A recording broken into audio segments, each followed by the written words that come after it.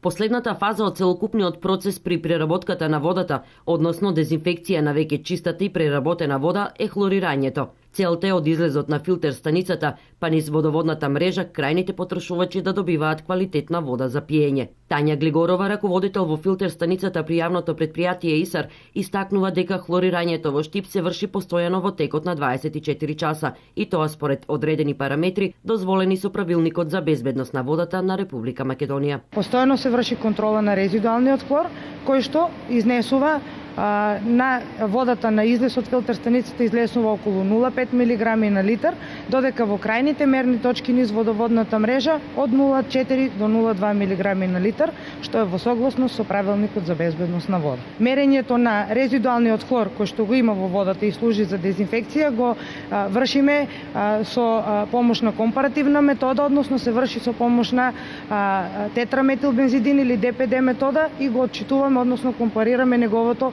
обојување кое е жолто.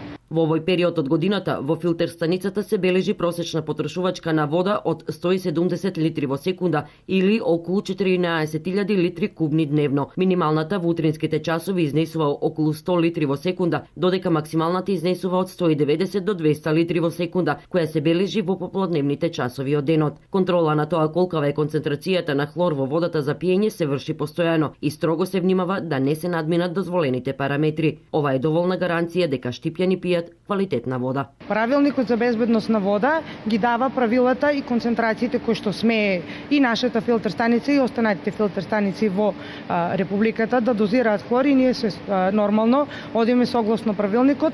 Тие се дозволените граници и на тој начин се контролира дозирањето и количината на хлор во водата за пиење. Тие се дозволените граници и ние мора да се придржуваме до законите и границите. Повеќе од тоа не би смеело да има.